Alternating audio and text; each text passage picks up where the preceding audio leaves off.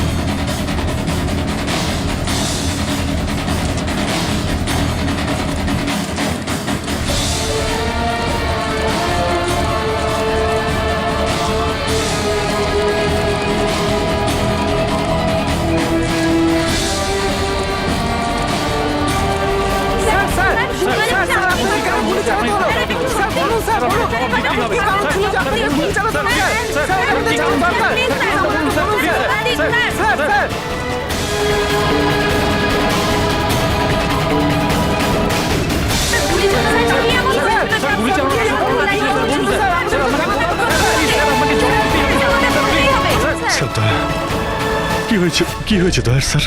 এরা বলছে যে আমি নাকি ওকে গুলি করেছি। ওরা মিথ্যে বলছে, আমি জানি যে দয়া।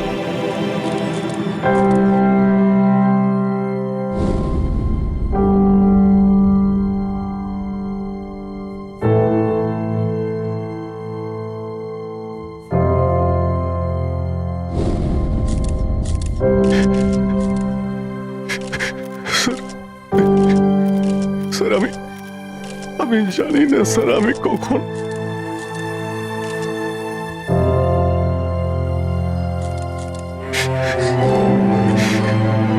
দয়া।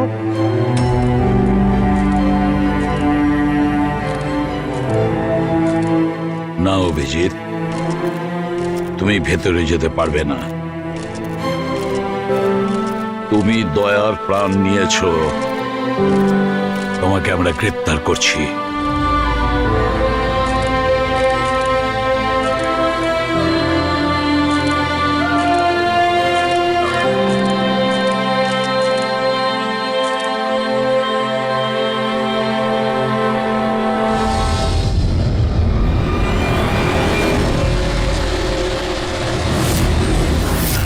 স্যার, যার খুন হয়েছে তার নাম ডিকে, একজন প্রাইভেট ডিটেকটিভ।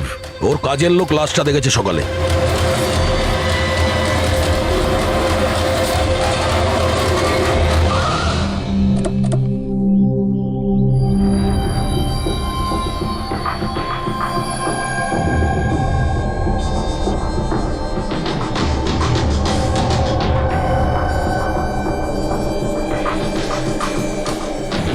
দয়া, এর মুখ তো ক্ষতবিক্ষত, মনে হচ্ছে পয়েন্ট ব্ল্যাঙ্ক রেঞ্জ থেকে একাধিক গুলি করে মারা হয়েছে একে।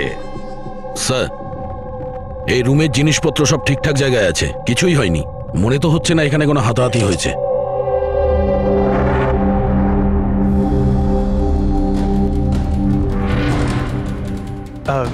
স্যার স্যার এই কাভার্ড আর লকার তো খোলা আছে, আর সব জিনিসপত্র নিজের জায়গায় আছে। দেখে তো মনে হচ্ছে যে কেউ এতে হাতই দেয়নি।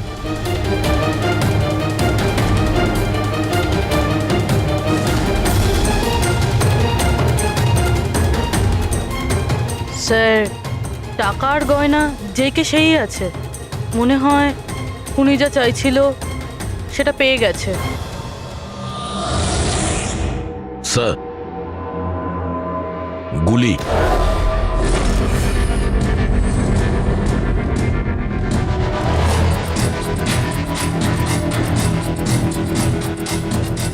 তিনটে গুলি চলেছে দয়া।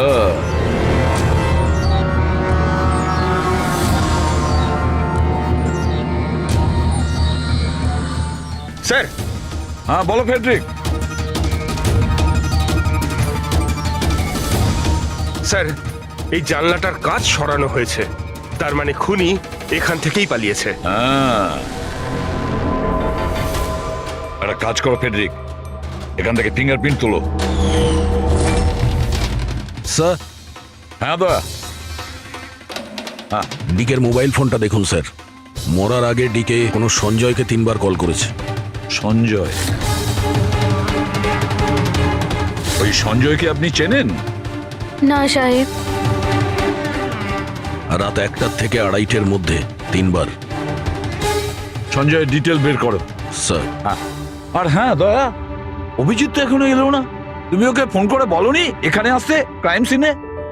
হ্যাঁ স্যার, বলেছিলাম। মনে হয় কোনো জ্যামে আটকে গেছে। জ্যামে আটকে গেছে? ওকে ফোন করো আর বলো এখানে তাড়াতাড়ি আসতে। স্যার। হ্যাঁ।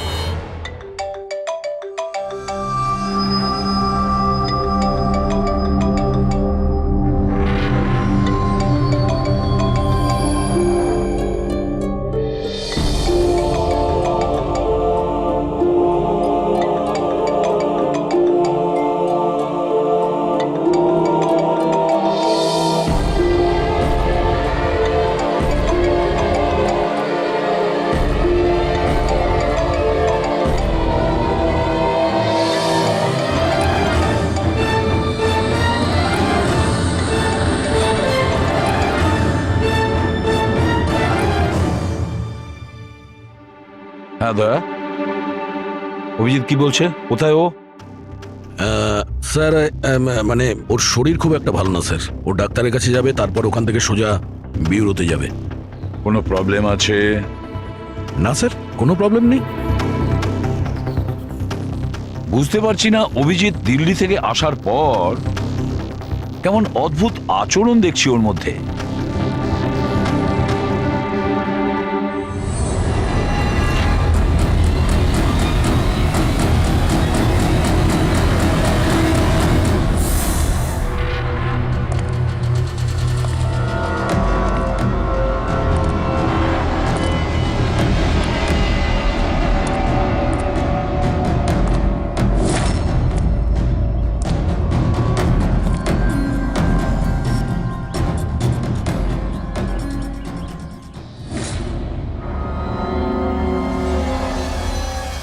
তোমার আমার সাহায্যের দরকার।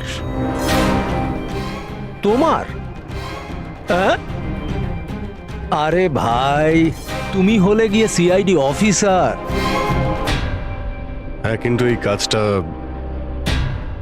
এটা আমি একা করতে পারবো না। চলো ঠিক আছে, তোমাকে সাহায্য করব, এতে আর কি আছে। চলো চা তো খাওয়া যাক। আরে না, ঠিক আছে, আমি আমি ঠিক আছি। আই মিন, দেখ চেতন, এই কাজটা না, এই ব্যাপারে যেন কেউ কিছু না জানে, বিশেষ করে আমার টিম। আরে এটা আবার কি কথা বলছো? আমরা এতদিনের পুরনো বন্ধু, এইটুকু বিশ্বাস করতে পারছো না? হ্যাঁ বলো, কি করতে হবে?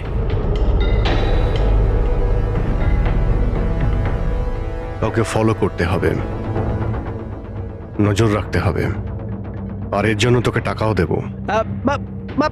কি কথা বলছো? বন্ধুত্বের মধ্যে টাকা? হ্যাঁ।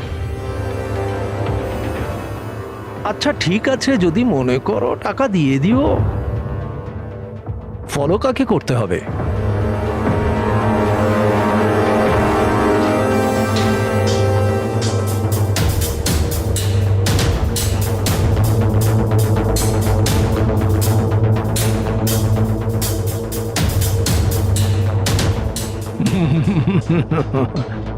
অভিজিৎ, মনে হচ্ছে তুমি ভুল করে ভুল ছবি দিয়ে দিয়েছো। ভুল ছবি আমি দিইনি, একেই তোকে ফলো করতে হবে। এ কোথায় যায়, কি করে, কার সঙ্গে দেখা করে, সবকিছু। রাত 10টা থেকে সকাল 6টা পর্যন্ত। আর প্লিজ কোনো প্রশ্ন করবি না, যা বলেছি তাই করবি, ব্যাস। ওকে ওকে।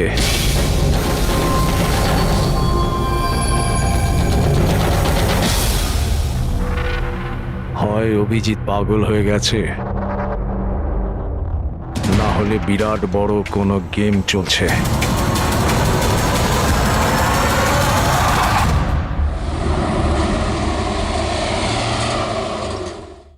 কি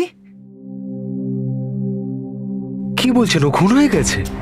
মরার আগে ডিকে শেষবার ফোনে আপনার সঙ্গে কথা বলেছিল মাঝরাতে। কি কথা হয়েছিল আপনাদের মধ্যে? আমার কথাতে একজনের উপরে নজর রাখছিল। কোনো প্রমাণ পেয়েছিল, সেই জন্য আমাকে ফোন করেছিল হায়ার করেছিলেন কেন? আমার বস মন্দিরা ম্যাডামের জন্য। মন্দিরা? কুমার জুয়েলার্সের ওনার, বিখ্যাত পেজ থ্রি সেলিব্রিটি। আশা করি আপনারা ওই দিল্লির কেসটার ব্যাপারে নিশ্চয়ই জানেন বোধহয়। ও হো হো হো হো, মন্দিরা কুমার, মন্দিরা দেবী। ওনার বিরুদ্ধে তো ওনার স্বামী, শ্বশুর, শাশুড়ি আর কেয়ারটেকারকে মারার অভিযোগ আছে, তাই না? ঠিক বলেছেন। কিন্তু সঠিক প্রমাণ না থাকার কারণে কোর্ট মন্দিরা দেবীকে ছেড়ে দেয়। আর তার কিছুদিন বাদেই মন্দিরা দেবীর পার্সোনাল অ্যাসিস্ট্যান্ট ঈশানা আত্মহত্যা করে নেয়।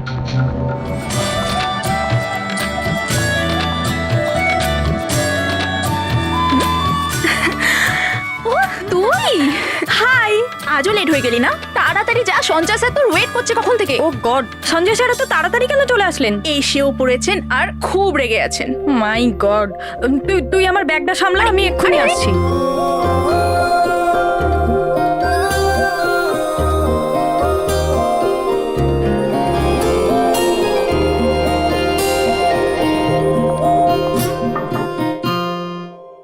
মে I come in sir? Come in. Sorry sir, sorry I am so sorry sir. কটা বাজে বলো তো তুমি? এটা কোনো অফিসে আসার টাইম হলো? স্যার ট্রাফিক খুব বেশি ছিল। কি ট্রাফিকের কথা বলছো তুমি? রোজ একই কথা বলে যাও তুমি। হ্যাঁ, এই অফিসের বাকি লোকজনও তো ওই ট্রাফিক পেরিয়ে আসে, তাই না? হ্যাঁ বলো কুমার। না না, 30শে ডিসেম্বরের আগে কিচ্ছু করা সম্ভব নয়। আরে তুমি তো এটা জানো যে 30শে ডিসেম্বরে মন্দিরা ম্যাডামের একটা ইভেন্ট রয়েছে মুম্বাইতে, তার আগে কিছুই করা সম্ভব নয়। হ্যাঁ হ্যাঁ,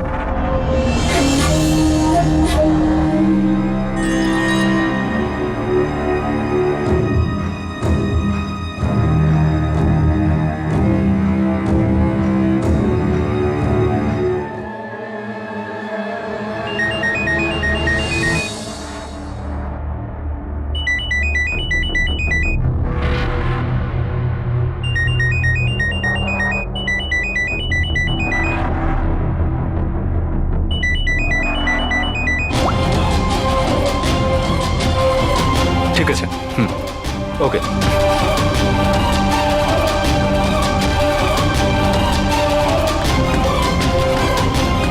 কি হলো? হ্যাঁ, কি হয়েছে নাকি? বাইরে ওভাবে কি দেখছো?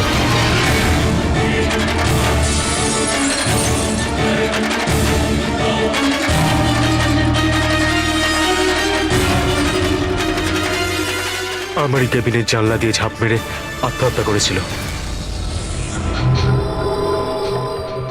আত্মহত্যা কেন করেছিল সেটা কেউ জানে না। আচ্ছা, মন্দিরা দেবী ডিকে কে কার ওপর কড়া নজর রাখতে বলেছিলেন? ওনার প্রাণ সংশয় রয়েছে। ডিকে সেটাই খোঁজ করার চেষ্টা করছিল। প্রাণের ভয় কার থেকে? আসলে কোর্ট থেকে ছাড়া পাওয়ার পরে কেউ ম্যাডামকে হুমকি দিচ্ছিল। আচ্ছা, শুধু ওই হুমকিটা ফোনেই কি? হ্যাঁ, ফোনের মধ্যেই অচেনা নাম্বার থেকে আর টাইপ করা চিঠি পাঠিয়ে। আসলে ম্যাডাম পুলিশের চক্করে দ্বিতীয়বার পড়তে চাননি, সেই জন্য ডিকে কে হায়ার করেছিলেন উনি।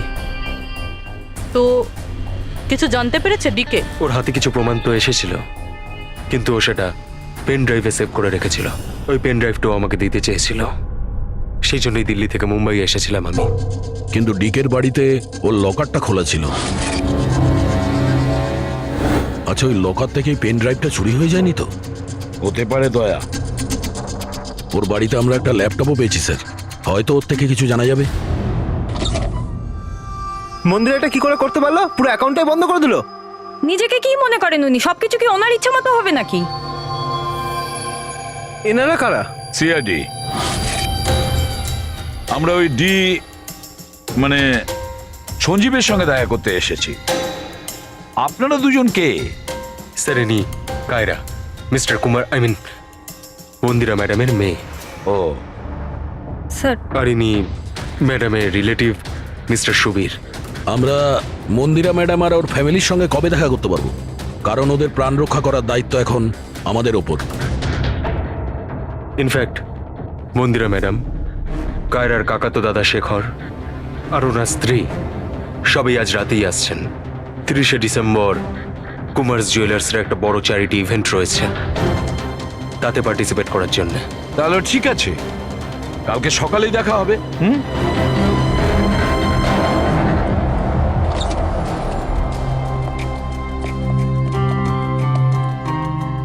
এসব কি হচ্ছে? সিআইডি আমাদের পার্সোনাল ব্যাপারে ঢুকছে কেন?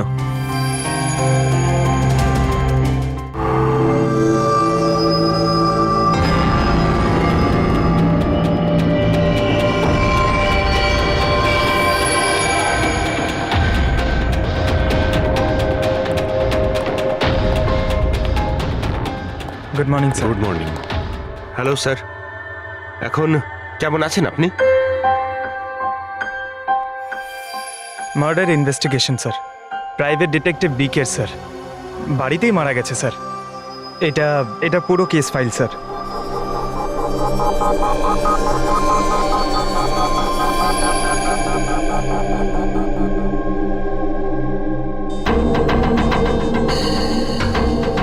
স্যার, এই ছবিগুলো ওর বাড়ির ছবি, এগুলো ওরই বাড়ির ছবি এটা। আর এখানেই ওর মার্ডার হয়েছে, তাই না?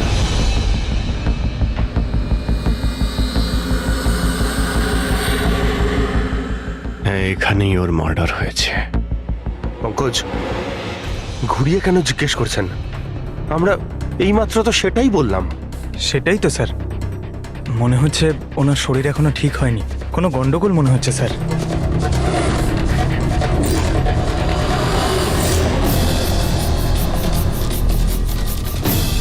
অভিজিৎ,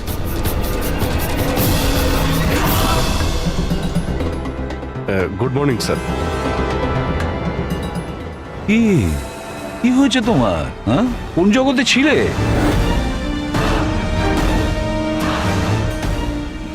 অভিজিৎ, তোমার শরীর খারাপ ছিল না? তাহলে ডক্টরের কাছে যাওয়ার কথা ছিল, এখানে কেন? হ্যাঁ মানে, হ্যাঁ স্যার, ওই কিছুদিন ধরেই শরীরটা ভালো নেই স্যার, কিন্তু এখন ঠিক আছে। I am better now. Yeah, গোলমাল চলছে। স্যার, ডিকে সঞ্জয়কে যে পেন ড্রাইভটা দিতে যাচ্ছিল, ওর যে ডেটা আছে ওগুলো উদ্ধার করার যে একটা উপায় আছে স্যার। পেন ড্রাইভ তো পাওয়া যায়নি তো। হ্যাঁ, তাহলে ডেটা কোথা থেকে পাবে? স্যার, আছে না একটা উপায় আছে, ওই আমরা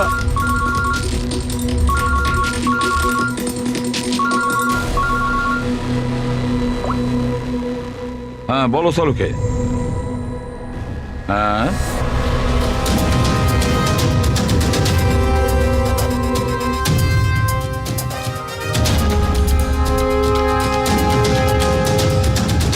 দয়া স্যার,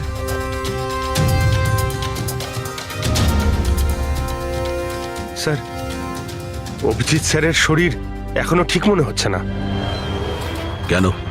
স্যার, ওনাকে কেসের ব্যাপারে বোঝাচ্ছিলাম, কিন্তু উনি আমাদের কথা শুনছিলেনই না, খুব বেখেয়ালি ছিলেন স্যার। ফ্রেডি স্যার, মন্দিরের ব্যাপারে সব ডিটেলস বের করতে হবে। নিউজ পেপারে, টিভিতে যাই এসেছে সব।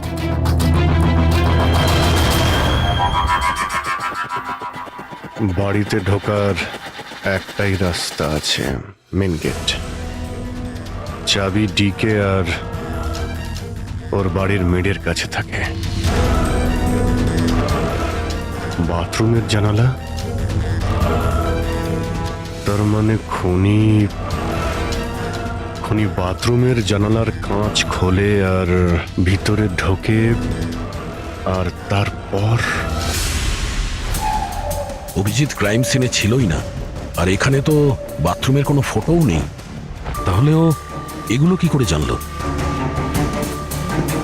অভিজিৎ আমার কাছে কিছু লুকোচ্ছে, কিন্তু কি?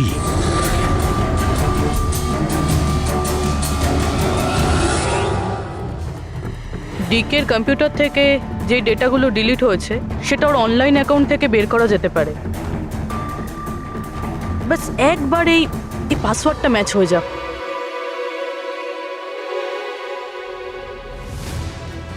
কিছুদিন ধরেই শরীরটা ভালো নেই স্যার, কিন্তু এখন ঠিক আছে, আই এম বেটার না। স্যার ওনাকে কেসের ব্যাপারে বোঝাচ্ছিলেন, কিন্তু উনি আমাদের কথা শুনছিলেনই না, খুব বেখেয়ালি ছিলেন স্যার।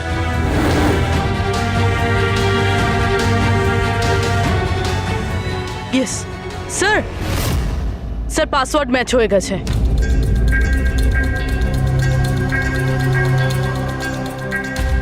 স্যার এতে তো ভিডিও রয়েছে, চেক করি। স্যার এটা তো ডিকের কম্পাউন্ডের ভিতরের ফুটেজ, এর মানে ওখানে সিসিটিভি ক্যামেরা আছে? আছে না, ছিল। আমাদের পৌঁছানোর আগেই কেউ বার করে নিয়েছে। কিন্তু বের কে করেছে? অন্য ভিডিওটা দেখো।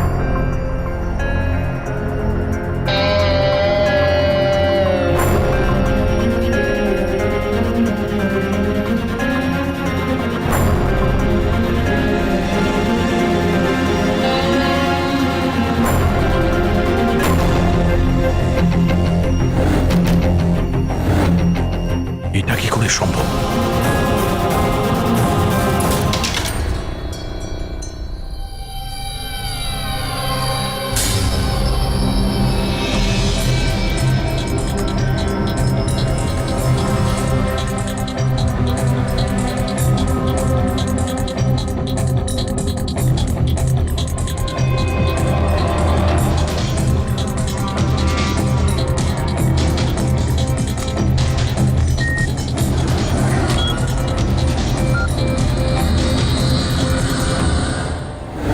ডক্টর সালুকে আপনি খুব ভালো করে ক্রস চেক করেছেন তো? মানে বন্দুক তো আমাদের কাছে নেই, তাই বলছিলাম কোথাও কোনো ভুল? না দা, কোনো ভুল নেই। আমি একবার নয় 10 বার ক্রস চেক করেছি। মানছি যে বন্দুকটা আমাদের কাছে নেই, কিন্তু বন্দুকের রেকর্ড তো আমাদের কাছে আছে। সেই গুলিটা যা দিয়ে ডিকেকে মারা হয়েছে, সেই গুলিটা ওর বন্দুক থেকেই চলেছিল।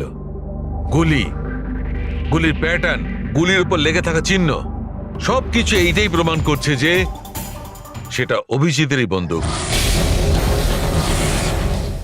স্যার স্যার গুলি অভিজিতের বন্দুক থেকে চলেছে, কিন্তু তার মানে তো এটা নয় যে অভিজিৎ গুলিটা চালিয়েছে। এক্স্যাক্টলি স্যার, সেই কারণে আমি এই কথা এসিপি স্যারকে বলিনি, শুধুমাত্র আপনাদের সঙ্গে কথা বলেছি, যাতে আমি এই মামলা সুরাহা করতে পারি। কি তুমি এই কথাটা এসিপি কে জানাওনি? কি বলবো স্যার, কি বলবো ওনাকে? যেখানে আমার বিশ্বাস হচ্ছে না, তাহলে ওনাকে কি বলবো? তুমি যদি এই কথাটা বিশ্বাসই না করবে, তাহলে ফোন করে আমাকে কেন জিজ্ঞাসা করেছিলে? যে বন্দুক থেকে ডিকে কে মারা হয়েছে সেই বন্দুকটা অভিজিতের না? কি এমন ছিল যার জন্য তুমি অভিজিৎকে সন্দেহ করেছিলে? কি ছিল ওটা? এই কারণে ডক্টর, যখন আমরা একটু পিছিয়ে দাও।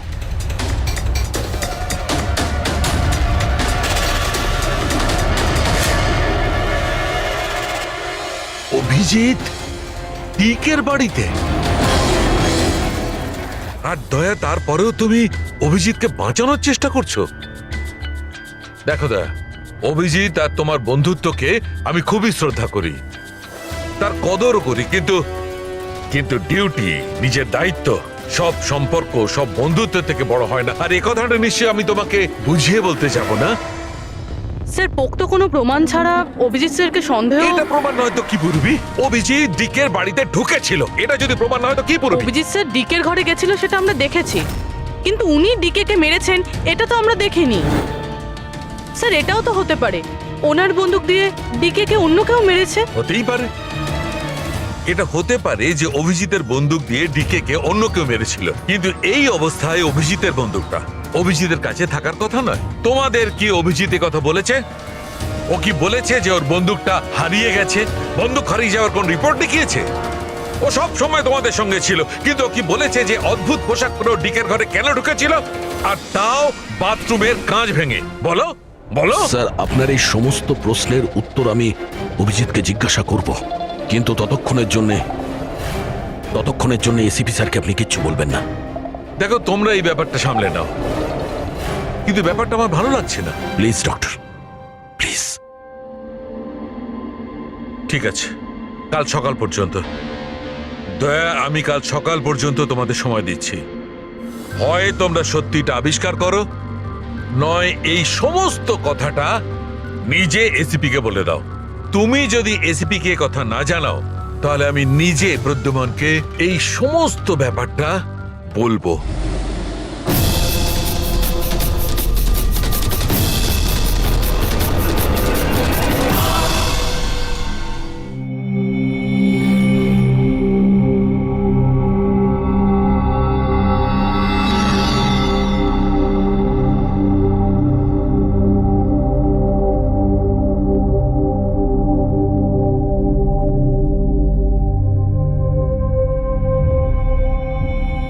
আধ ঘন্টার বেশি হয়ে গেল, 10টা থেকে 10:30 হয়ে গেল, এখনো আসেনি। সারা রাত মনে হয় অপেক্ষা করতে হবে।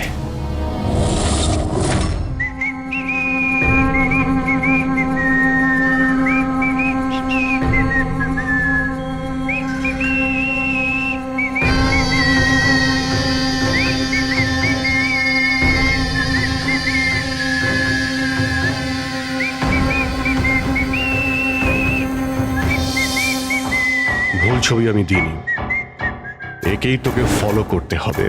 এ কোথায় যায়, কি করে, কার সঙ্গে দেখা করে, সবকিছু। রাত 10টা থেকে সকাল 6টা পর্যন্ত। এটা অভিজিৎ? ওর কি হলো? এরকম সেজেছে কেন?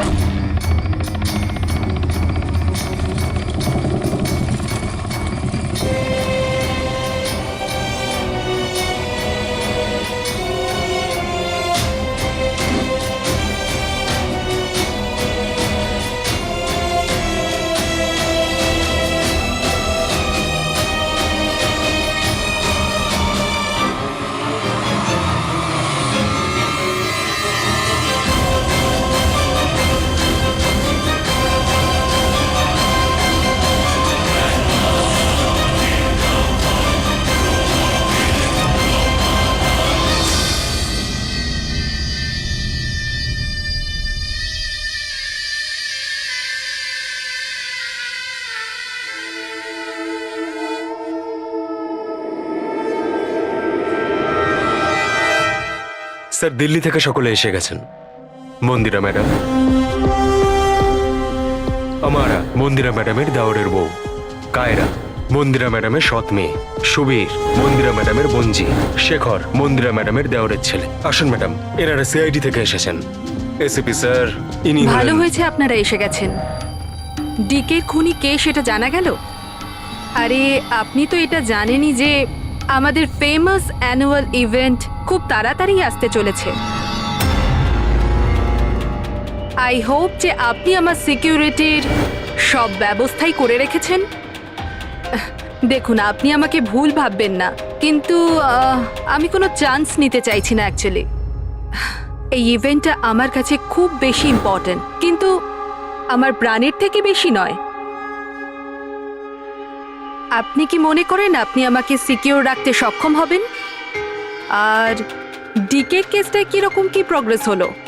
আসল খুনির ব্যাপারে কিছু জানা গেল? ওসব আপনার জানার দরকার নেই মন্দিরা দেবী। মেইন হলো আপনার নিরাপত্তা, সেটা দায়িত্ব আমাদের। কি চমৎকার! বৌদি, আপনার ভয় লাগছে মন্দিরা দেবীর? যাকে আইনও কিছু করতে পারলো না, মানতে হবে তাকে যে আপনাকে ভয় পাইয়ে দিয়েছে। মনে হয় ও জানে না ইনার ব্যাপারে, যে ইনি কি কি করতে পারেন। আপনিও কি মনে করেন আমি আমার স্বামী আর বাকি সবাইকে মেরে ফেলেছি?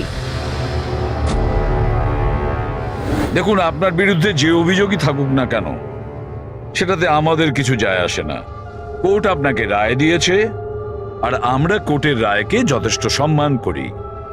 আপনি শুধু এটা বলুন, আপনি কাকে সন্দেহ করেন? কি এমন আছে যে আপনাকে মারতে চায়?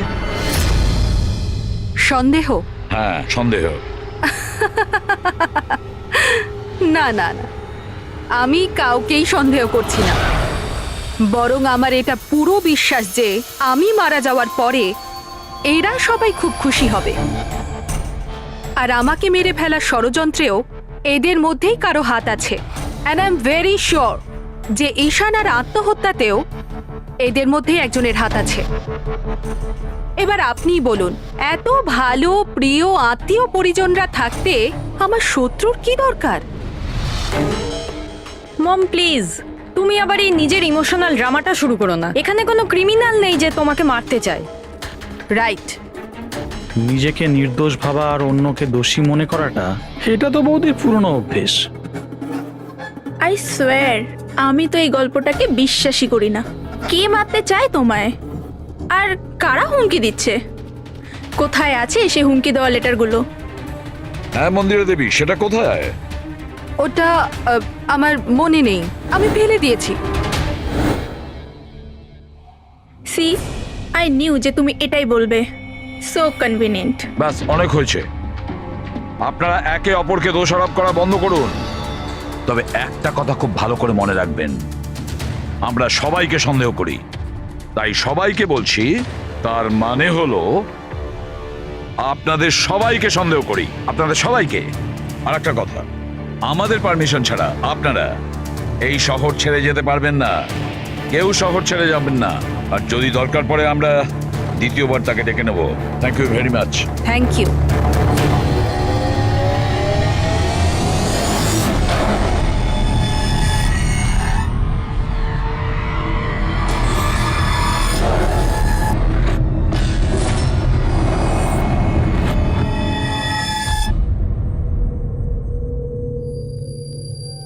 এটা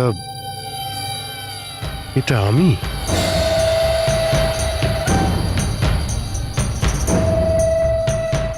এই পোশাক পরে ঘুরছিলাম? এই পোশাক তো রোজ আমার ওয়াশিং মেশিনে ধোয়া হয়।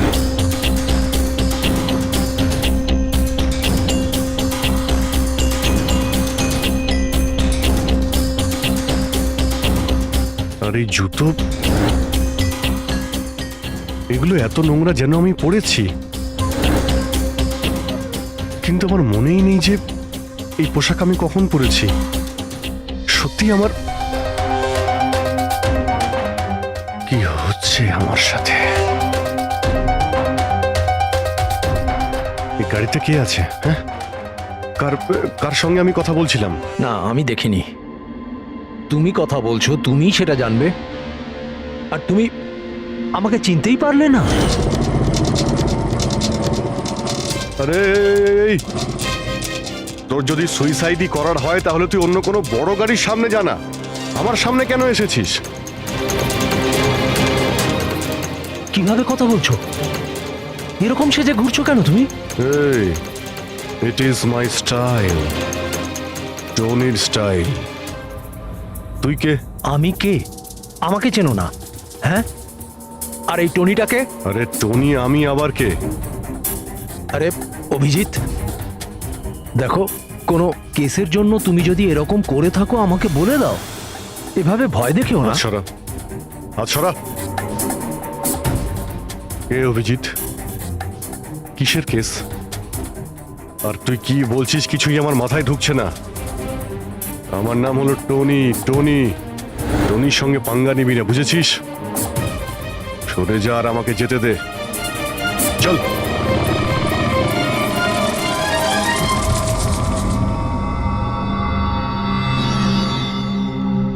এই অভিজিৎ নিজেকে টনি কেন বলছে? টনি? কে টনি? সত্যি তোমার কিছুই মনে নেই?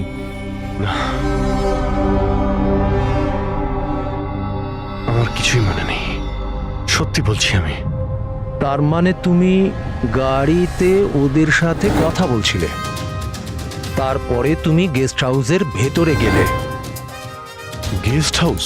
হ্যাঁ, তার কিছুক্ষণ পরে তুমি বাইরে এলে। আমি গেস্ট হাউসের ভিতরে গেলাম? ভিতরে গিয়ে আমি কি করলাম? হ্যাঁ, তুই দেখেছিস কিছু করেছিলাম আমি?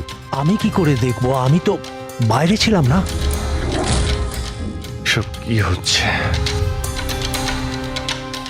আমাকে ওখানে যেতে হবে। কোথায়?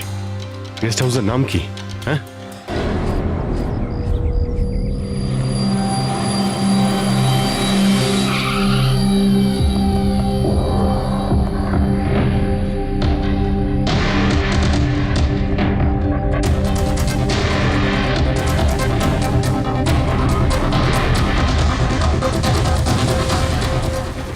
স্যার, রক্ত।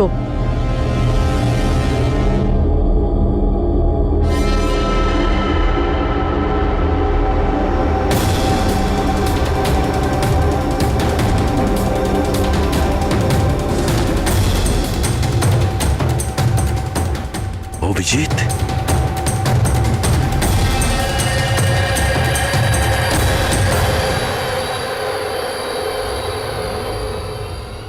দয়া, তুমি এখানে?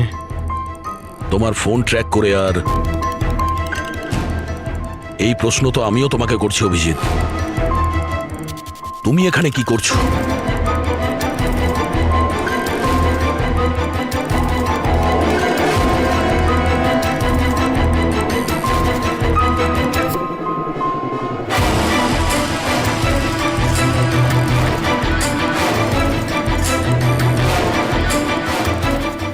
না, এটা আমি আমি আমি বলছি দয়া, এখানে এখানে কি হয়েছিল?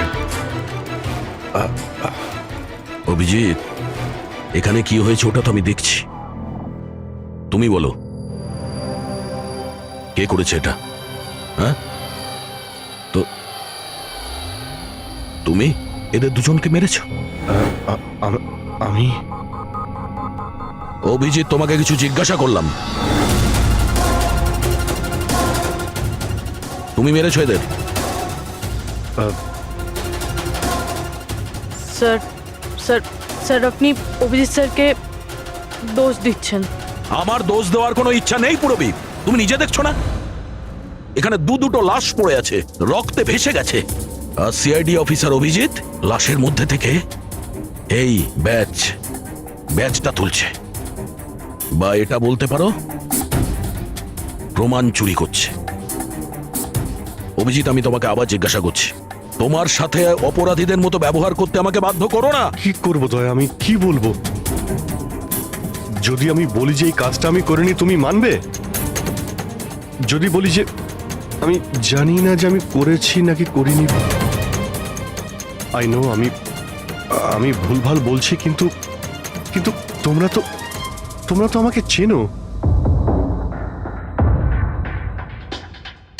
অভিজিৎ, আমার সামনে যে প্রমাণগুলো পড়ে আছে ওগুলো দেখে আমরা কিছু বলতে পারবো না। আমাকে আমার ডিউটি করতে হবে।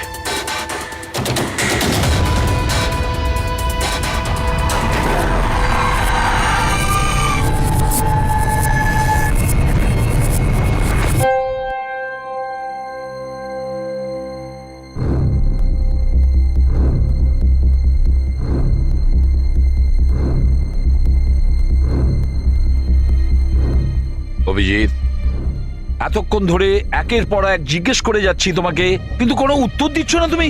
হ্যাঁ, তুমি জানো তোমার ওপর কি অভিযোগ আছে? মাথায় কিছু ঢুকেছে? স্যার, ওই এক মিনিট, ব্যাস। তোমার কাছে এটা আশা করিনি। এত কিছু ঘটে গেল, তুমি আমাকে বলনি কেন? আমাকে বলনি দয়া? সালুকে আমাকে বললো, তা নাহলে তো আমি জানতামই না। তা আমি তাই করেছি যেটা উচিত ছিল। বলো অভিজিৎ, তুমি কি এই খুনটা করেছো?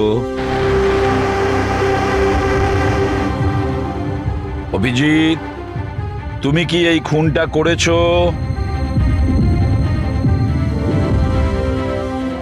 আমি জানি না স্যার। কেন জানো না?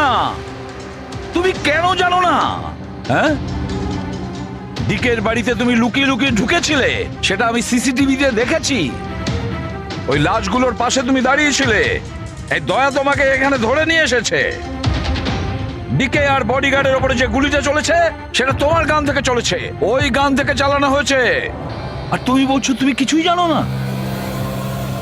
আমার চোখের ওপর চোখ রেখে তুমি বলো, বলো তুমি এই খুন করোনি। বলো তুমি এইগুলো কিছুই জানো না। বললাম তুমি জানি না স্যার, আমি কিছুই জানি না স্যার। সরি। কি বলবো আপনাকে, আমি কি বলবো স্যার? যখন আমি বুঝতেই পারছি না যে আমি ডিকের বাড়িতে কেন গিয়েছিলাম, কি করে সমস্ত খুন আমার বন্দুক থেকে হচ্ছে আমি জানি না স্যার।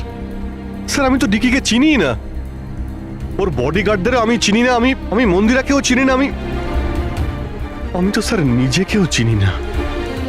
আমি কোথায় যাই, কি করি, কার সঙ্গে দেখা করি, আমি কিছুই জানি না। গত কয়েকদিন ধরে আমার সঙ্গে এইরকমই হচ্ছে স্যার, কিন্তু আমি কিছুই বুঝতে পারছি না। সারাদিন সব ঠিকই থাকে, রাতে বাড়িতে যাই, খেয়ে দিয়ে ঘুমিয়ে পড়ি, আর যখনই সকালে উঠি তখন অদ্ভুত জামা কাপড় পরা দেখি, অদ্ভুত জুতো দেখি যেগুলো আমার নয়। জানি না কি করে আমার বাড়িতে চলে আসে। ড্রেসগুলো ওয়াশিং মেশিনে ধোয়া হয়েছে, জুতোতে মাটি লেগে থাকে, এমনটা মনে হয় যেন আমি ওগুলো ব্যবহার করেছি, কিন্তু আমি বুঝতে পারি না। নিজেকে খুব ক্লান্ত লাগে, এমন মনে হয় যেন আমি সারা রাত জেগেছিলাম, অথচ আমি কি করেছি আমার কিছুই মনে থাকে না। মনে হয় প্রতিদিন আমার 6 থেকে 7 ঘন্টা হারিয়ে যাচ্ছে, যার ব্যাপারে আমি কিছুই জানি না। আপনি বলছেন আমি ডিকের বাড়িতে গিয়েছিলাম, হতে পারে, কিন্তু আমি জানি না। আমি ডিকে আর ওর বডিগার্ডদের মেরেছি কিনা আমি জানি না। আমি মন্দিরাকে মারার চেষ্টা করেছি সেটাও আমি জানি না। আমি কি করেছি, কেন করেছি, আমি কি করতে চলেছি, আমি কিছুই জানি না স্যার, আমি কিছুই জানি না।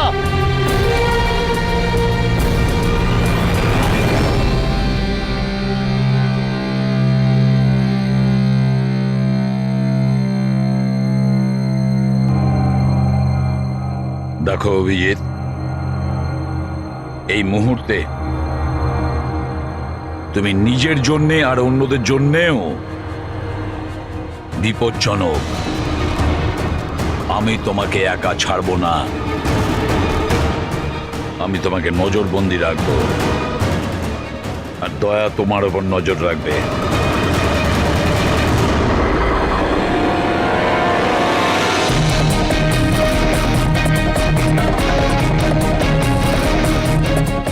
দয়া, একটা কথা ভালো করে মনে রাখবে, তুমি নিজের বন্ধুর ওপর নয়, বরং একজন অপরাধী খুনির ওপর নজর রাখবে, এমন একজন লোক যে মানসিক ভারসাম্য হারিয়েছে। আজ থেকে এই কেসের তদন্ত আমি নিজে করব, আর তুমি অভিজিৎকে আটকাবে কোনো অপরাধ করা থেকে, আর তার জন্য যদি অভিজিতের ওপর গুলিও চালাতে হয় তাও তুমি চালাবে। Is that clear? Yes sir.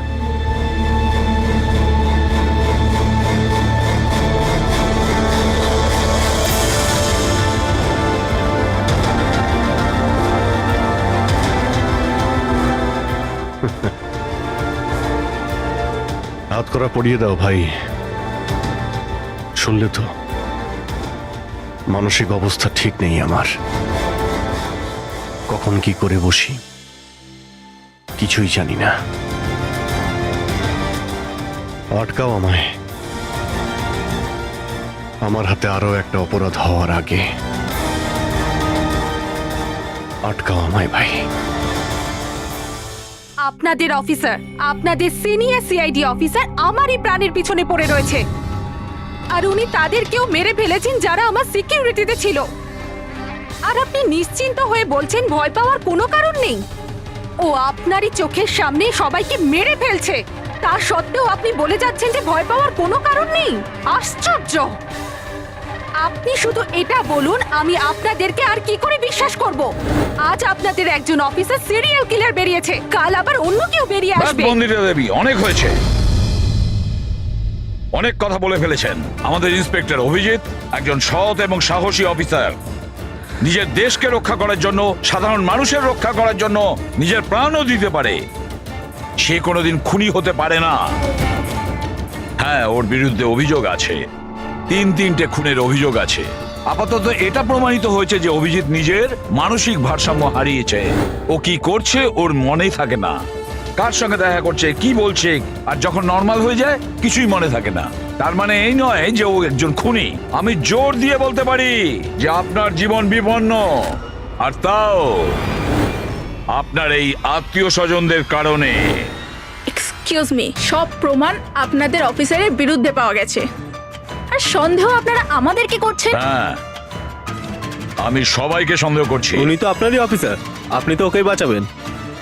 এই 3টে খুনই কিন্তু ইন্সপেক্টর অভিজিতের গান থেকে চলা গুলিতেই হয়েছে। আর আপনি বলতে চাইছেন যে এই কাজটা আমাদের মধ্যে কেউ করে থাকতে পারে? আরে আমাদের কাছে আপনার ওই অফিসারের গানটা কোথা থেকে আসবে? শেখর বাবু, খুব তাড়াতাড়ি আমরা খোঁজ নিয়ে নেব যে ইন্সপেক্টর অভিজিতের গান আপনার কাছে কিভাবে গেল। আর মন্দিরা দেবী, আপনাকে একটা রিকোয়েস্ট করি, 30শে ডিসেম্বর আপনার যে ইভেন্টটা আছে সেটা ক্যান্সেল করবেন না। এই একটাই সুযোগ আছে খুনিকে ধরার জন্য, কারণ খুনি ওই ইভেন্টে নিশ্চয়ই আসবে।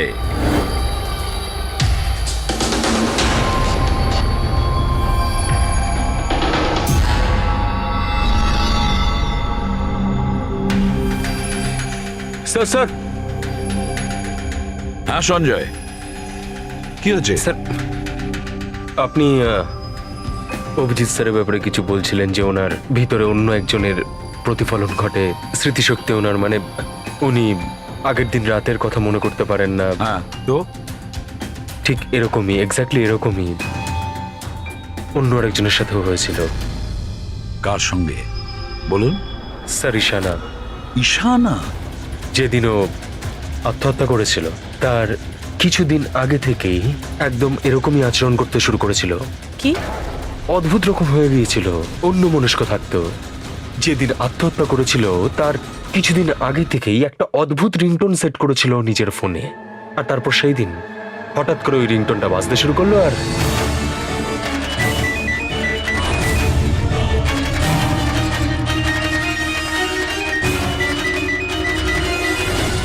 স্যার, ওকে দেখে মনে হচ্ছিল ও যেন নিজের মধ্যেই নেই। স্যার, অভিজিৎ স্যারও তো দিল্লি থেকে ফেরার পর এইভাবেই বিহেভ করছে। হ্যাঁ, ঈশানা, অভিজিৎ, দিল্লি, এই তিনটের কোনো না কোনো কানেকশন আছে, নিশ্চয়ই কোনো গোলমাল আছে, কিছু না কিছু আছে।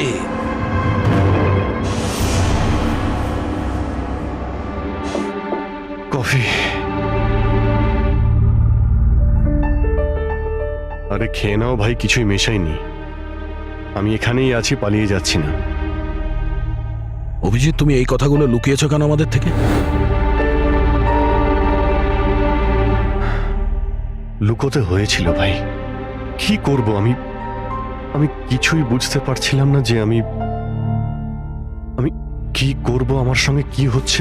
যেখানে আমি নিজেই কনফিউজ, আমি সেখানে কি বলবো তোমাকে। সেই জন্য আর কোনো ব্যাপার নয়। আমার ওপর ভরসা ছিল না নাকি?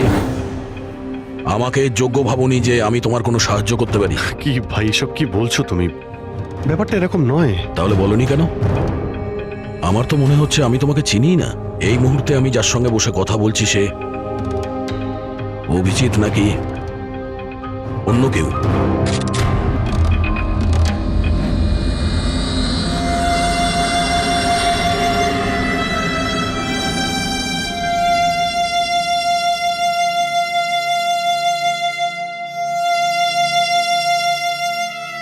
আমি তোমার কোনো ক্ষতি করব না। অভিজিৎ হই বা টনি, স্বপ্নেও তোমার কোনো ক্ষতি করব না। বন্দুক দেখানোর দরকার নেই। বিষয়টা তা নয় যে তুমি আমার কোনো ক্ষতি করবে। বিষয় এটা যে আমি এখানে শুধুমাত্র আমার ডিউটি করছি, আর আমি কোনো চান্স নিতে চাই না। আমি তো তোমাকে হয়তো চিনি না।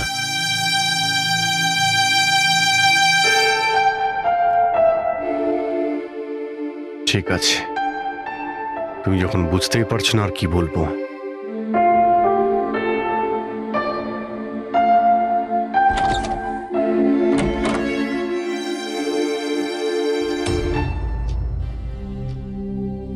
ডক্টর মহেশ, আমি আপনাকে পুরো ব্যাপারটা জানিয়েছি। এবার আপনি বলুন আপনার কি মনে হচ্ছে। দেখুন,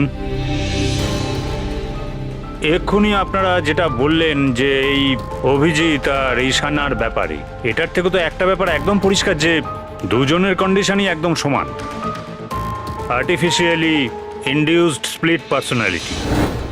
এটাকে যদি সোজা ভাষায় আপনাদের বোঝাই তাহলে এই কন্ডিশনে পেশেন্টের মস্তিষ্কে তার এই নিজের ব্যক্তিত্ব ছাড়াও অন্য আরও একটা ব্যক্তিত্ব প্ল্যান্ট করা হয়, যেটা কোনো বিশেষ কারো আদেশ বা নির্দেশ অনুযায়ী চলাচল করে।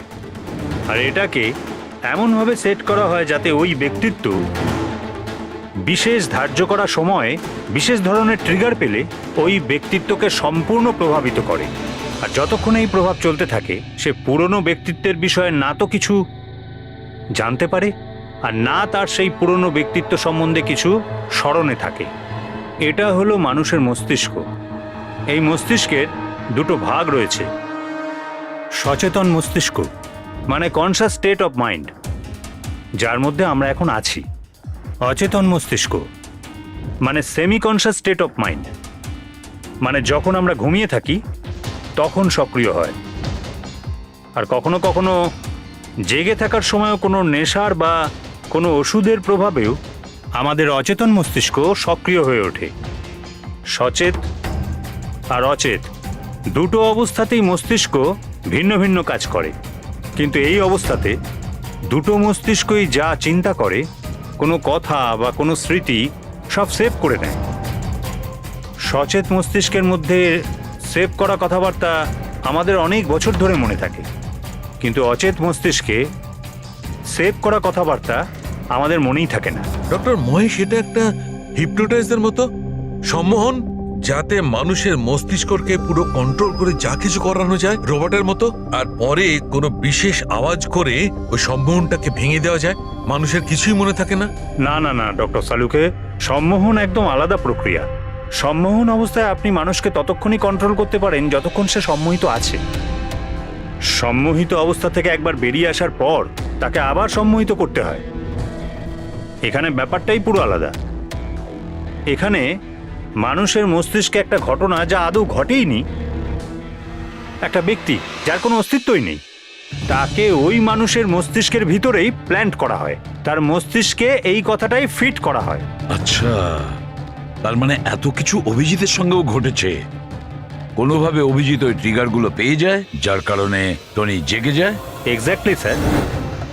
রাতে অভিজিৎ ঘুমিয়ে পড়ার পর নিশ্চয়ই কোনো না কোনো আওয়াজ শুনতে পায়, যেটা ওই টনির জন্য একটা ট্রিগারও হতে পারে।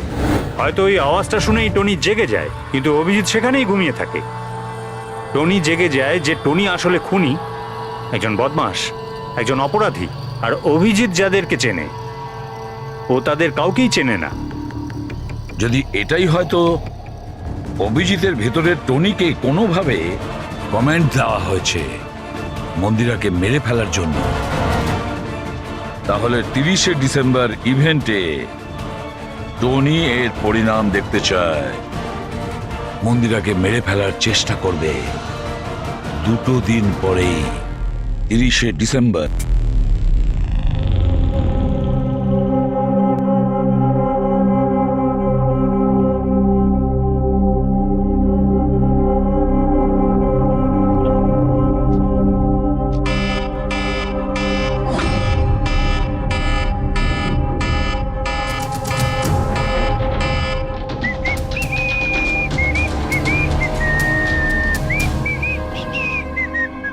অভিজিৎ,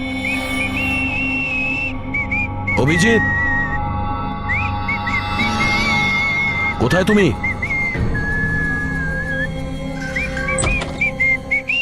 অভিজিৎ, অভিজিৎ, ওই শুনতে পাচ্ছ না?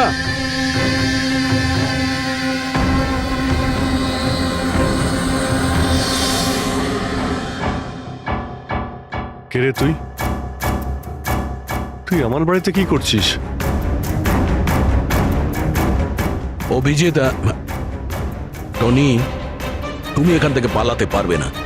তুমি এখানে নজরবন্দি আছো, এই ঘরের ভেতরেই থাকতে হবে, বুঝেছো? টনিকে তার কাজ করতে দে। যদি আমার রাস্তাতে বাধা দিস তাহলে জীবনটাও হারাবি তুই। চল এবার যেতে দে। বাড়ির বাইরে না, ভেতরে। আচ্ছা। হাত সরাব। তোকে তো বললাম যে আমাকে তুই বাধা দিস না। আমার মাথা গরম করিস না। আমার কাজের সময় কেউ বাধা দিতে পারবে না আমায়। চল। টনি, তুমি কোথাও যাবে না। এখানেই থাকবে, তুমি বুঝেছো? কি বললি? টনির গায়ে হাত তুললি তুই? টনির গায়ে হাত তুললি তুই? অভিজিৎ! অভিজিৎ! অভিজিৎ!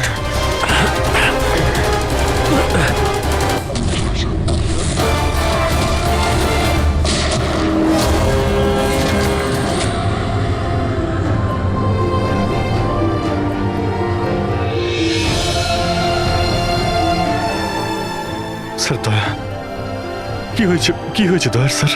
এরা বলছে যে আমি নাকি ওকে। না অভিজিৎ, তুমি ভেতরে যেতে পারবে না। তুমি দয়ার প্রাণ নিয়েছো, তোমাকে আমরা গ্রেপ্তার করছি।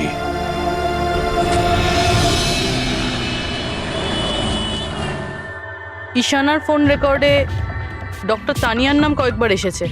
আপনাদের মধ্যে কেউ চেনে ডক্টর তানিয়াকে? আত্মহত্যা করার আগে উনি ডক্টর তানিয়ার সাথে দেখা করেছিলেন কি? এই ডক্টর তানিয়া কোনো ডেন্টিস্ট নয় তো? মারা যাওয়ার আগে ঈশানা কয়েকবার একজন ডেন্টিস্টকে দেখিয়েছিল।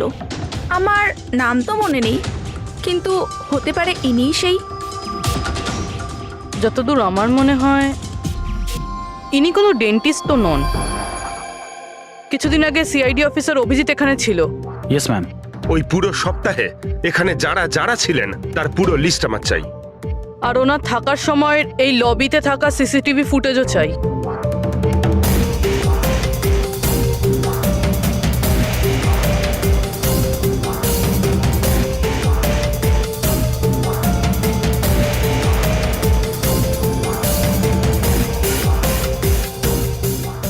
এক মিনিট পজ করুন।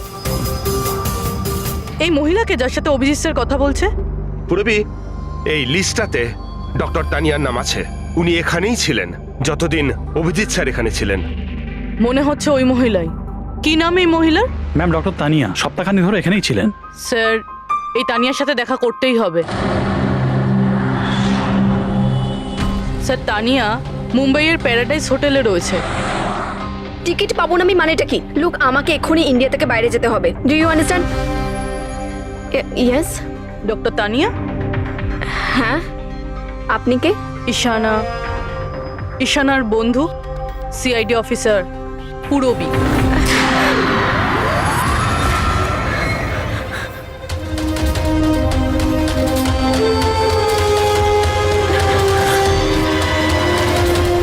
পালানো অত সহজ নয়। কোথায় পালাচ্ছেন তানিয়া দেবী? কি কি চানটা কি আপনারা? অভিজিতের সঙ্গে কি করেছেন আপনি?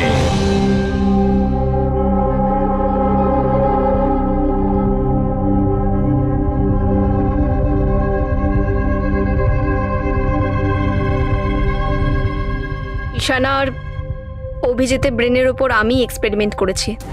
ঈশানাকে আত্মহত্যা করার জন্য আর অভিজিৎকে একটা মার্ডার করানোর জন্য আমি প্রোগ্রাম করেছিলাম। কিভাবে সেই প্রোগ্রামটা করেছেন? আর্টিফিশিয়ালি ইলিউশন স্প্লিট পার্সোনালিটির সাহায্যে আমি দুজনের ব্রেনটাকে সেট করি, আর নিজের সেট করা শিডিউলের অনুযায়ী এই দুজনকেই এরকমভাবে প্ল্যান করেছি যে কোনো রকমের আওয়াজ হোক বা রিংটোন বাজুক, আর যখনই আওয়াজ হোক না কেন ওদের সমস্ত অর্ডারগুলি মানতে হবে যে কোনো উপায়ে। ওই ফোন নাম্বারটা যেখান থেকে ওনার কাছে ফোন আসে, কার নাম্বার সেটা? ওটা একটা পিসিও নাম্বার। ঈশানাই আমাকে এই নাম্বারটা দিয়েছিল অভিজিতের ব্রেনে ফিট করার জন্য। কি বললেন আপনি?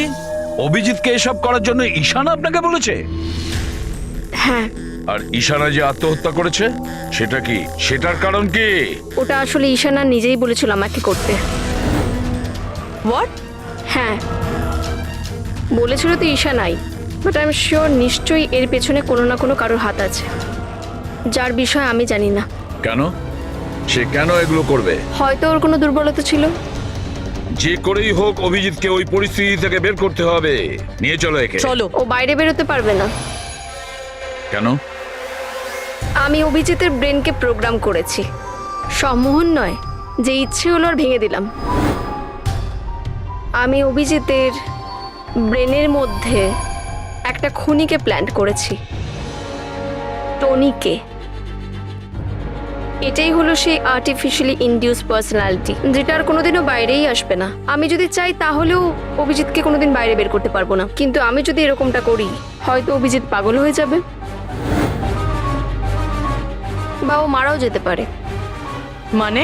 মানে যখনই ট্রিগার হবে টনি মন্দিরাকে মেরেই ছাড়বে, আরও ততক্ষণ থামবে না যতক্ষণ না সত্যিকারের মেরেই ফেলছে মন্দিরাকে।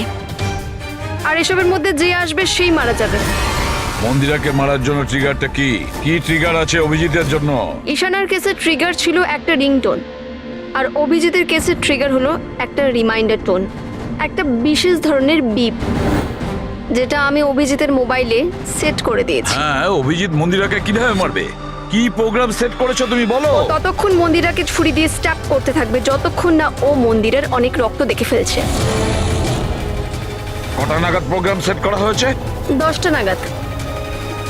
মাই গড, 2 ঘন্টা বাকি আছে। গ্রেপ্তার করো একে।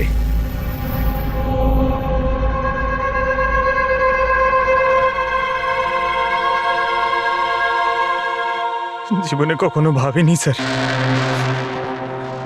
যে আপনার ওপর অপরাধীর মতো নজর রাখতে হবে।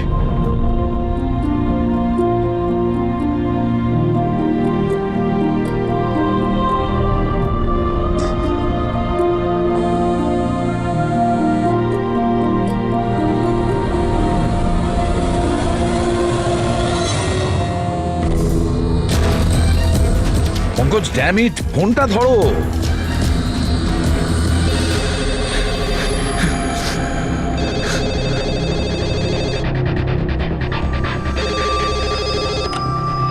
হ্যালো পঙ্কজ, কোথায় ছিলে তুমি? মোবাইলটা ধরোনি কেন? সরি স্যার, আমার ফোন সাইলেন্টে ছিল। স্যার আমি এখানেই আছি অভিজিৎ স্যারের কাছে। শোনো আমার কথা, এক্ষুনি তুমি অভিজিতের ফোনটা সুইচ অফ করো। কি স্যার, ফোন সুইচ অফ করবো? ওর ফোন সুইচ অফ করো যেভাবে আমি বলছি, এখনই, এই মুহূর্তে। অভিজিৎ স্যারের ফোন স্যার? পঙ্কজ, প্রশ্ন করো না, যা বলছি তাই করো। অভিজিতের ফোন বন্ধ করো। দেখো, হাতে আমাদের সময় নেই। অভিজিৎ যে কোনো সময় খুনি হয়ে যেতে পারে। যাও তাড়াতাড়ি। না না,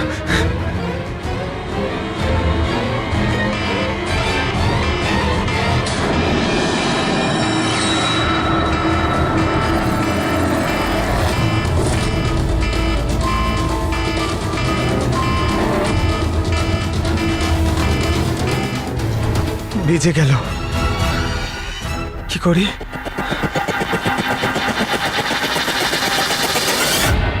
অভিজিৎ স্যার, অভিজিৎ স্যার কোথায় গেলেন? Abhijit sir, Abhijit sir,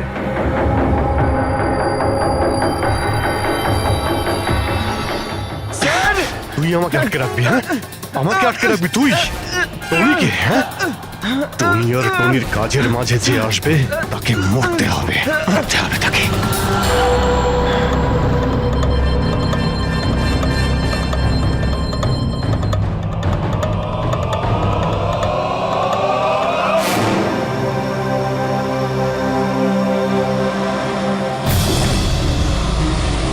sir এখানেই চ্যারিটি ইভেন্টটা হবে।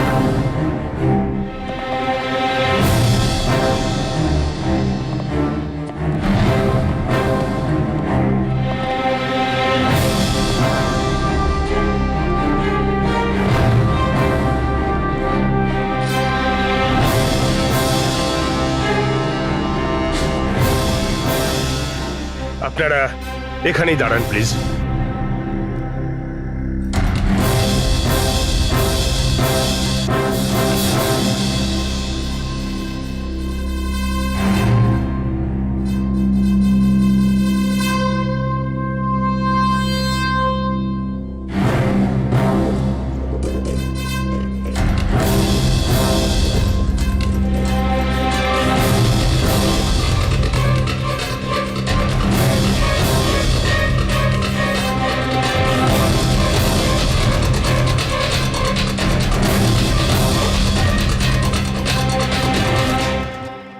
হ্যালো লেডিস অ্যান্ড জেন্টলম্যান, প্রত্যেক বছরের মতো এই বছরের সন্ধ্যাটাও খুবই গুরুত্বপূর্ণ। কারণ হলো মন্দিরা জুয়েলার্স অ্যানুয়াল চ্যারিটি ইভেন্টের জমা করা সম্পূর্ণ টাকাটা দিল্লি ও মুম্বাইয়ের বিভিন্ন অনাথ আশ্রম আর বৃদ্ধাশ্রমগুলিতে দেওয়া হবে। একবার জোরে হাততালি ডিকেসি চ্যারিটির জন্য। প্রত্যেক বছরের মতো এই বছরও আমাদের প্রধান অতিথি আছেন। তিনি আর কেউ না, তিনি হলেন মিসেস খান্না। তাহলে আসুন বন্ধুরা, একটা জোরে হাততালি দিয়ে স্বাগত জানাই মিসেস খান্নাকে। Mrs Khanna,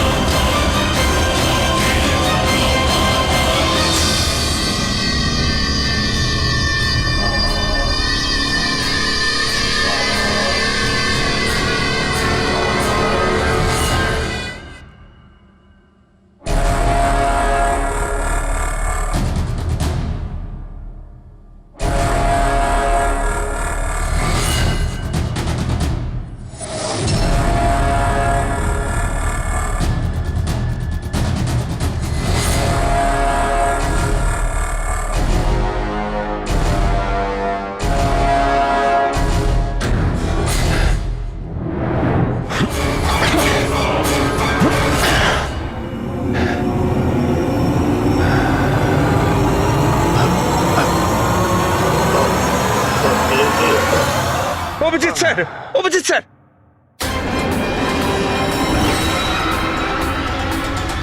sir, sir, lights on. Sir, sir, Abhijit ঠিক আছে? স্যার, স্যার, ওকে তাড়াতাড়ি নিয়ে চলো, তাড়াতাড়ি এসো।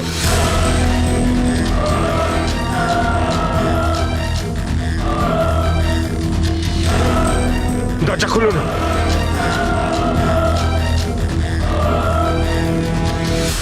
মন্দিরা দেবী, টনি তার মিশন কমপ্লিট করেছে, মন্দিরা দেবীকে মারার। আর আমাদেরকে ভরসা করার জন্য আপনাকে অসংখ্য ধন্যবাদ। আপনারা সবাই আমাকে এখানে আনলেন কেন? আমার তো এখন স্টেজে থাকা উচিত। ম্যাডাম, আমাদের একটা প্ল্যান আছে। প্ল্যান? রবি,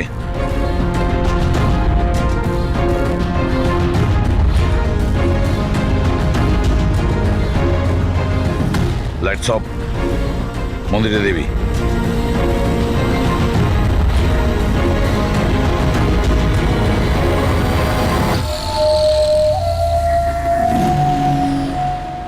আর আপনার প্রশংসা না করে পারছি না। Thank you. মম, তুমি ঠিক আছো তো? এসব কি? আপনারা আমাদের গ্রিন রুমে লক করে কি করতে চাইছিলেনটা কি? আসল খুনি তো অন্য কেউ, তাই না? স্যার, আপনি সবকিছু মায়ের জীবনের ঝুঁকি নিয়ে করেছেন। যদি সত্যিই মায়ের কোনো ক্ষতি হয়ে যেত তাহলে? এতে তো সত্যি ভীষণ বড় রিস্ক ছিল স্যার, বাট আই হোপ এবার বিপদ কেটে গেছে। বিপদ এখনো কাটেনি, কারণ এই খেলার আসল মাস্টারমাইন্ড এখনো ধরা পড়েনি। গল্প এখনো অনেক বাকি আছে।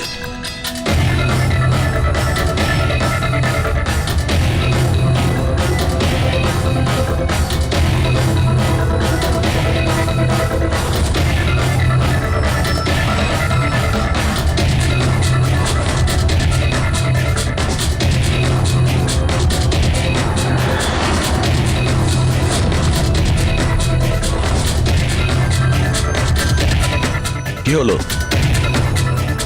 আমাকে দেখে ভালো লাগলো না? কখনো কখনো খুনি পর্যন্ত পৌঁছানোর জন্য আমাদের অ্যাক্টিং করতে হয়। তার মানে ওনার মৃত্যুর খবরটা নাটক ছিল? আমার মৃত্যুতে খুনি খুব খুশি হয়েছিল যে ও জিতে গেছে, আর ওই সুযোগটাই আমরা কাজে লাগিয়েছি। আমরা মন্দিরা দেবীকে বাঁচানোর চেষ্টা করছিলাম, আর দয়া মাস্টার মাইন্ডের পিছনে লেগেছিল। কিন্তু আসল মাস্টার মাইন্ডটা কে?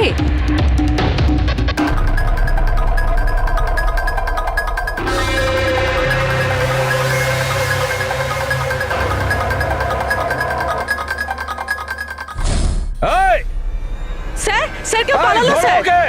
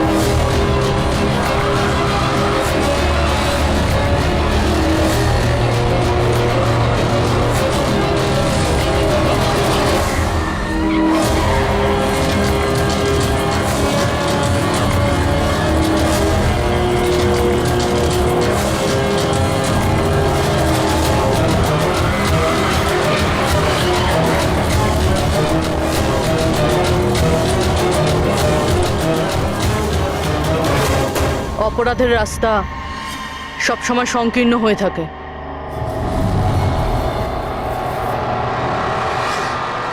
তুমি এটাই ভাবছো যে আমরা কি করে জানলাম যে তুমি খুন করেছো? আমরা তো এটা জানতাম যে এই মাস্টারমাইন্ড মন্দিরা দেবীর নিজেরই কোনো লোক। তাই আমার মৃত্যুর পরে আমি সব থেকে আগে এটা খোঁজ নিয়েছি যে আপনাদের মধ্যে কে সে যে অভিজিৎকে চিনত বা দেখা করেছেন। তারপরে আমার মনে এলো যে ক্রাইম ব্রাঞ্চের সেমিনারের জন্য অভিজিৎ দিল্লি গিয়েছিল। ওই সেমিনারে আসা লোকেদের লিস্ট যখন আমি দেখলাম তখন জানলাম যে কায়রাও গিয়েছিল। ক্রিমিনাল সাইকোলজির স্টুডেন্ট কায়রা। আর তানিয়াকে জিজ্ঞাসাবাদ করার পরে আমরা জানতে পারলাম যে ঈশানাই এই সমস্ত কাজ করতে বলেছে। ওই সময় ঈশানার মা সরকারি হাসপাতালে অ্যাডমিট ছিলেন, আর তার কিছুক্ষণের মধ্যেই ঈশানার মাকে বেসরকারি হাসপাতালে যেখানে অ্যাডমিট করা হয়েছিল সেখানকার পুরো খরচ মিস কায়রা করেছিল। আর সবচেয়ে বড় ক্লু ওই পিসিও, যেখান থেকে অভিজিৎ স্যারের কাছে অর্ডার আসতো। দয়া স্যার সেখানে নজর রেখেছিল, আর সেখানেও তোমাকে দেখা গিয়েছিল। Okay fine, I give up. মেনে নিচ্ছি যে আপনারা খুবই স্মার্ট, কিন্তু স্যার এই কথাটা তো আপনিও মানবেন তাই না, যে আমিও অনেক স্মার্ট? হ্যাঁ, স্মার্ট তো তুমি বটেই। ক্রিমিনাল সাইকোলজির একজন ব্রিলিয়ান্ট স্টুডেন্ট, যে সৎ মায়ের থেকে নিজের পুরো পরিবারের খুনের বদলা নিতে চেয়েছিল। লোকেদের মস্তিষ্ক নিয়ে খেলা করা আর তাদের নিজের চক্রব্যূহে ফাঁসানো, এটাই এনার বিশেষত্ব। তাই আমি ভাবলাম যে এনাকে এনারই পদ্ধতিতে মেরে দিলে কেমন হয়। সেই কারণেই আমি ঈশানার সাথে দেখা করি, আর তারপর ডক্টর তানিয়ার সাহায্য নিই।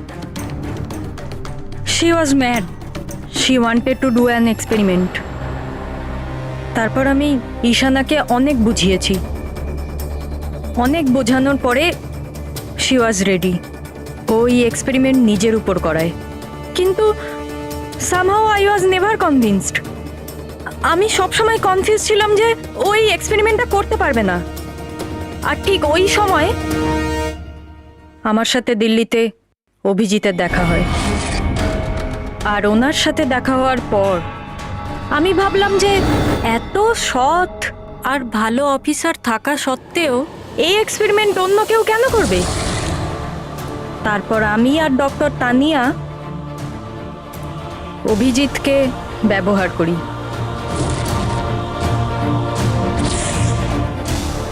আর আমার এক্সপেরিমেন্ট ওর ওপরে করি। আর ঈশানা আমাদের কোনো কাজে ছিল না, তাই ওকে আমাদের রাস্তা থেকে সরিয়ে ফেলি। ডিকে আর ওই দুজন বডিগার্ড, ওরা তোমার কি ক্ষতি করেছিল? ওদেরকে কেন মেরেছো? এটা এই কারণে করেছি যাতে সমস্ত দোষ অভিজিতের উপর চলে আসে। আর অভিজিতের গান থেকে বুলেট নেওয়ার জন্যে টনি ছিল তোর মাথার মধ্যে। হি ওয়াজ দেয়ার। তুমি এতটা নিচে নামতে পারো কায়রা, আমি কখনো ভাবতেও পারিনি। এবার জানতে পেরে গেছো তো? তুমি আমার মা বাবার সাথে, আমার ফ্যামিলির সাথে যেটা করেছো না, তোমার বেঁচে থাকার কোনো অধিকার নেই। আমি এইসব এই কারণেই করেছি যাতে আমি প্রুভ করতে পারি যে পৃথিবীর যে কোনো মানুষের মস্তিষ্কের সাথে খেলা যেতেই পারে, তা সে যত বড়ই সিআইডি অফিসার হোক। কায়রা, তুমি প্রতিশোধের আগুনে একজন সাহসী অফিসারের প্রাণ নিয়ে খেলেছো, আর তাছাড়াও 4 জন নিরীহ লোকের প্রাণ নিয়েছো। ডিকে, ঈশানা আর মন্দিরা দেবীর 2 জন বডিগার্ডকে। ভীষণ অন্যায় করেছো তুমি। আইন তোমাকে কোনোদিন ক্ষমা করবে না। তোমার তো ফাঁসি হবে, ফাঁসি। স্যার, আপনি প্লিজ এসব মনে করবেন না। একটা বাজে স্বপ্ন ভেবে ভুলে যান। বাজে? ভয়ানক।